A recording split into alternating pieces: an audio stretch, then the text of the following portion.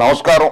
అందరూ బాగుండాలి, అందులో మీరుండాలి, మీ కుటుంబ సభ్యులు ఉండాలి, మీ బంధుమిత్రులు ఉండాలి, నేనుండాలి, నా కుటుంబ సభ్యులు ఉండాలి, బంధుమిత్రులు ఉండాలి, సమాజం ఉండాలి, ప్రపంచం ఉండాలి. దయచేసి మీరు చూస్తున్న యూట్యూబ్ ఛానల్ని సబ్స్క్రైబ్ చేయండి, బంధుమిత్రులకి షేర్ చేయండి, వారితోటి సబ్స్క్రైబ్ చేయించండి. చావుకి రేవుకి కేసులకి ఏమాత్రం భయపడకుండా ధైర్యంగా నిర్భయంగా నిత్యం నగ్న సత్యాలతో మీకు మరిన్ని మంచి వీడియోలు అందిస్తామని వాగ్దానం చేస్తున్న మమ్మల్ని మనసారా హృదయపూర్వకంగా ఆశీర్వదించండి, దీవించండి.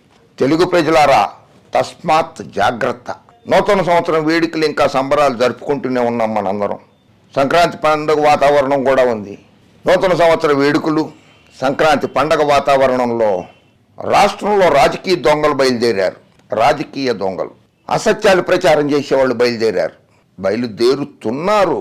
అంటే అందరినీ ఒక ఘాటిని కట్టకూడదు. భువనేశ్వరమ్మ గారిని నేను ఆ మాట అనలేదు. ఆవిడ కూడా ప్రచారం మొదలెడుతోంది. నిజం గెలవాలి యాత్ర మధ్యలో ఆపేశారు ఆవిడ.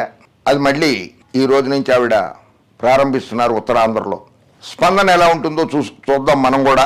తెలుగుదేశం పార్టీ అధినేత నారా చంద్రబాబు నాయుడు సతీమణి భువనేశ్వరి బుధవారం నుంచి 3 రోజుల పాటు ఉత్తరాంధ్ర జిల్లాల్లో నిజం గెలవాలి యాత్ర చేపట్టనున్నారు. స్కిల్ డెవలప్మెంట్ కేసులో చంద్రబాబు అరెస్టుతో మనస్తాపానికి గురై చనిపోయిన వారి కుటుంబాలను ఆమె పరామర్శించనున్నారు. ఈ నెల 3న విజయనగరం, 4న పార్వతీపురం, మన్యం, శ్రీకాకుళం, 5న విశాఖపట్నం జిల్లాల్లో భువనేశ్వరి గారు పర్యటిస్తారని ఆ పార్టీ నాయకులు మంగళవారం వివరాలు వెల్లడించారు. సరే, మధ్యలో ఆపేసినటువంటి నిజం గెలవాలి యాత్రకి శ్రీకారం చుట్టారు ఆవిడ. మృతుల కుటుంబాలని ఓదారుస్తారు. అమ్మ, వారికి పరిహారం కూడా చెల్లించండి అమ్మ. చంద్రబాబు నాయుడు గారు నా దగ్గర 1,00,000 కోట్ల రూపాయల ఆస్తులు ఉన్నాయని చెప్పి ఆయన నంద్యాలలో బహిరంగ సభలోనే ప్రకటించారు. ఒక ఓటును 5,000 రూపాయలు పెట్టి కొనగల శక్తి నాకు ఉన్నదని చెప్పి ఆయన ప్రకటించారు. చాలా సొమ్ములు ఉన్నాయి మీ దగ్గర, దయచేసి ఆ మృతుల కుటుంబాలని ఆదుకోండి అమ్మ. ఇకపోతే అరాచకాలను అంతమొందించగా కదలిర్రా 5వ తేదీ నుంచి భారీ బహిరంగ సభలు. 5వ తేదీ నుంచి, జనవరి 5వ తేదీ నుంచి ఏపీలో వైకాపా అరాచక పాలనపై ప్రజల్లో చైతన్యం తీసుకొచ్చేందుకు. అరాచక పాలన చేసింది చంద్రబాబు నాయుడు గారు. రాక్షస పాలన చేసింది చంద్రబాబు నాయుడు గారు. ఇసుక అక్రమ రవాణా అడ్డుకున్నందుకు సొంత జిల్లా చిత్తూరు జిల్లా ఏర్పేడులో ఆ ఇసుక లారీని అడ్డుకుంటే ఆ లారీని అడ్డుకున్న వారి మీద నుంచి 7 మీద నుంచి తీసుకెళ్ళిపోయి వాళ్ళ మృతికి కారణమైంది తెలుగుదేశం పార్టీ. పబ్లిసిటీ పిచ్చి కోసం అని చెప్పి గోదావరి పుష్కరాలలో 29 మంది ప్రాణాలు గాలిలో కలిసిపోవడానికి కారణం అరాచక పాలన, రాక్షస పాలన సాగించింది చంద్రబాబు నాయుడు గారు. వైఎస్ జగన్మోహన్ రెడ్డి కాదు. వైఎస్ జగన్మోహన్ రెడ్డి గారు 151 మంది శాసనసభ్యులు ఉంటే ఆయన పార్టీలో 151 కంటే ఎక్కువ సంక్షేమ పథకాలు, దాదాపు 4,25,000 కోట్ల రూపాయలని 1,87,00,000 కుటుంబాల ఇళ్లకి ఇచ్చారు. ఆయన డైరెక్ట్గా నగదు పంపిణీ చేశారు. డైరెక్ట్ బెనిఫిట్ ట్రాన్స్ఫర్లో చేశారు. జగన్మోహన్ రెడ్డి గారు చేస్తున్నది అరాచక పాలన కాదు, చంద్రబాబు నాయుడు గారు చేసింది అరాచక పాలన. తెలుగుదేశం పార్టీ జనసేన ఆధ్వర్యంలో భారీ బహిరంగ సభలు నిర్వహించాలని తెలుగుదేశం పార్టీ నిర్ణయించింది. కదలిరా పేరుతో ఈ నెల 5 నుంచి 29 వరకు 22 లోక్సభ నియోజకవర్గాల పరిధిలో ఈ సభలు నిర్వహిస్తుంది. 22 నియోజకవర్గాల పరిధిలో నిర్వహిస్తుందిట జనసేన అండ్ తెలుగుదేశం పార్టీ కలిసి. 25 ఉన్నాయి కదా లోక్సభ స్థానాలు. 22లో ఎందుకు మరి మిగిలిన 3 ఎందుకు వదిలేశారు? అంటే అది ఏమన్నా పొత్తుల్లో ఉంటే ఆ పార్టీలు వాళ్ళు చూసుకుంటారు కదా, మనకెందుకని. ఓహో, గొప్ప స్ట్రాటజీనే ఇది. 25 లోక్సభ స్థానాలు, 22 లోక్సభ నియోజకవర్గాల పరిధిలోనే భారీ బహిరంగ సభలు నిర్వహించేది. రోజుకు 2 చొప్పున నిర్వహించే సభలకు తెలుగుదేశం పార్టీ అధినేత చంద్రబాబు లేదా జనసేన అధినేత పవన్ కళ్యాణ్ వీలైతే ఇద్దరు కూడా హాజరు కానున్నారు. ఏ సభలకు ఎవరనేది నిర్ణయించాల్సి ఉంది. కదలిరా పేరుతో సైకిల్ గ్లాసు గుర్తులతో లోగో రూపొందించారు.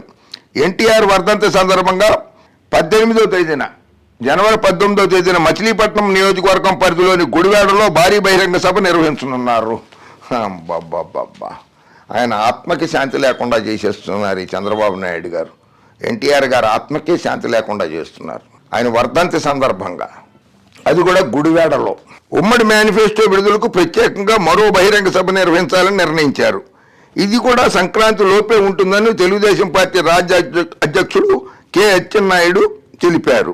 అది దానికి మళ్ళీ మేనిఫెస్టో విడుదలకు ఇంకోటిట. గతంలో మేనిఫెస్టో ఉమ్మడి మేనిఫెస్టో కాదు, అది తెలుగుదేశం పార్టీ 600 హామీలతో మేనిఫెస్టో విడుదల చేసింది. 600లో కనీసం 60 కాదు కదా 6 హామీలను కూడా అమలుపరచలేకపోయింది. మళ్ళీ అసత్య ప్రచారాలతోటి మళ్ళీ ముందుకు వస్తున్నారు. ప్రజలారా గమనించండి, తస్మాత్ జాగ్రత్తగా ఉండండి ఈ రాజకీయ నాయకులతోటి, ఈ అసత్యాలు ప్రచారం చేసే రాజకీయ నాయకులతోటి. రా కదలిరా రా తెలుగుదేశం పిలుస్తోంది రా. ఇవన్నీ ఎన్టీ రామారావు గారు స్లోగన్స్ అవన్నీ. 4 నుంచి జై హో బీసీ, ఇదొకటి మళ్ళీ జై హో బీసీ. ప్రభుత్వ అరాచకాలను ఎత్తి చూపితే కేసులు పెట్టి అరెస్టులు చేసి జైళ్లలో పెడుతున్నారు. బీసీలకు పైసా ఖర్చు పెట్టడం లేదు. బీసీలకు పైసా ఖర్చు పెట్టకపోవడం ఏంటి?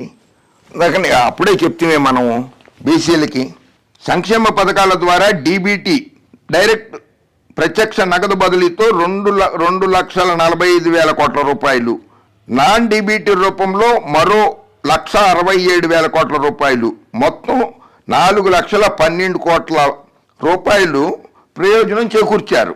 ఇందులో రాష్ట్రంలో 87% కుటుంబాలకు సంక్షేమాభివృద్ధి పథకాల ద్వారా ప్రయోజనం అందింది.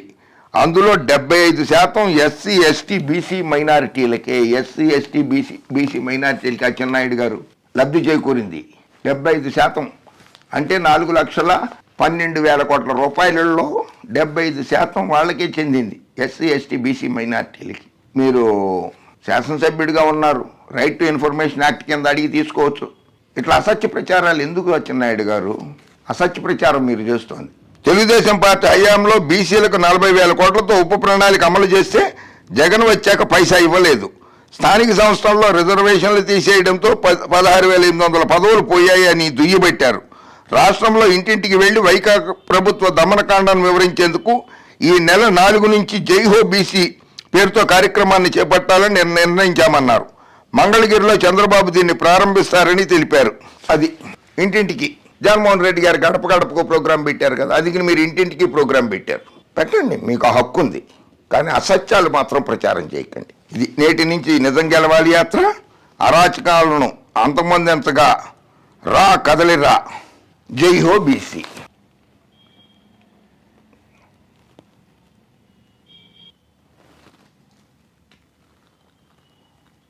చేసే యాత్రలన్నీ కూడా జగన్మోహన్ రెడ్డి గారిని చూసి కాపీ కొట్టినాయి. కొన్ని జగన్మోహన్ రెడ్డి గారిని చూసి కాపీ కొడతారు, కొన్ని పక్క రాష్ట్రాల వాళ్ళని చూసి కాపీ కొడతారు. కాపీ పేస్టే. తెలుగుదేశం పార్టీ కాపీ పేస్ట్ అయిపోయింది.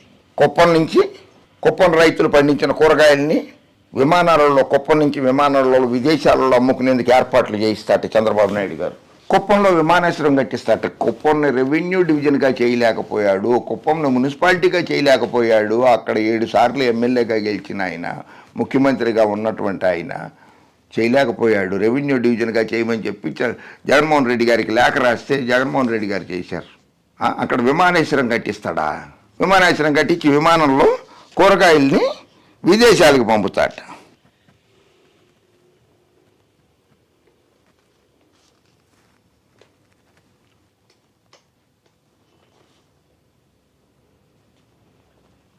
ఇంటింటికి వెళ్తాం అంటున్నారు కదా, ఇంటింటికి వెళ్ళి ప్రచారం చేస్తాం అంటున్నారు కదా అరాచక పాలన మీద. అలాగే వెళ్ళినప్పుడే ఈ పాంప్లెట్ ఒకటి తీసుకెళ్ళి వాళ్ళందరికీ ఇవ్వండి. అవినీతి అనకుండా చంద్రబాబు అని ఇచ్చేయండి. అమరావతి కాంట్రాక్టర్ల నుంచి ముడుపులు 119 కోట్లు. స్కిల్ డెవలప్మెంట్ స్కామ్ కుంభకోణం 371 కోట్ల రూపాయలు. ఫైబర్ గ్రిడ్ కుంభకోణం 284 కోట్లు. Amaravati inner ring road alignment కేసులో 2,000 కోట్ల రూపాయలు. అమరావతి అసైన్డ్ ల్యాండ్ కుంభకోణం 6,000 కోట్లు. విద్యుత్ ఒప్పందాలు 4,000 కోట్ల రూపాయలు. హైటెన్షన్ వైర్లది 380 కోట్ల రూపాయలు. విండ్ పవర్ టెండర్లలో 11,375 కోట్ల రూపాయలు. నీరు చెట్టు ప్రోగ్రాం కింద 12,400 కోట్ల రూపాయలు. పోలవరం ప్రాజెక్టు 1,000 కోట్ల రూపాయల అవినీతి జరిగింది. రిక్షాల్లో టన్నుల కొద్ది ఇనుము తీసుకొచ్చి దించేశారట. ఆయన బంధువుల కంపెనీలే టెండర్లు చేసింది పోలవరం ప్రాజెక్టుకి. సాక్షాత్తు ఈ దేశ ప్రధానమంత్రి గారే పోలవరం ప్రాజెక్టులో చంద్రబాబు నాయుడు ఏటీఎం లాగా వాడుకుంటున్నారని చెప్పారు. 1,000 కోట్ల రూపాయలు కుంభకోణం జరిగింది పోలవరం ప్రాజెక్టులో. అదొక అవినీతి ప్రాజెక్టు. ఇక ఇరిగేషన్ విషయంలో 24,000 కోట్లు. టిడ్కో ఇళ్లలో 9,000 కోట్ల రూపాయలు.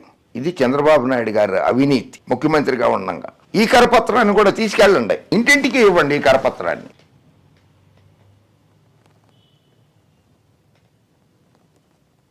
ఇంకా అమరావతి భూ కుంభకోణం చెప్పలా నేను. అమరావతి భూ కుంభకోణం అయితే ఎకరాలే దాదాపు ఆ ఎకరాల భూమి దాదాపు 1000 కోట్ల రూపాయల్లో ఉంది. అది బాబు గారు నిజాలు చెప్పడం నేర్చుకోండి. అచ్చెన్నాయుడు గారు మీరు కూడా నిజాలు చెప్పడం నేర్చుకోండి. తెలుగు ప్రజలారా, పండగ వాతావరణంలో మీ కుటుంబ వాతావరణాన్ని ఏది చక్కగా అల్లుళ్లతోటి, కోడళ్లతోటి, మనవాళ్లతోటి హాయిగా గడుపుకుందాం అనుకుంటున్నటువంటి మీ నిజ జీవితాలని మభ్యపెట్టడానికి, అసత్యాలు ప్రచారం చేయడానికి ఇంటింటికి కూడా తిరుగుతారట. తస్మాత్ జాగ్రత్త. జై హింద్.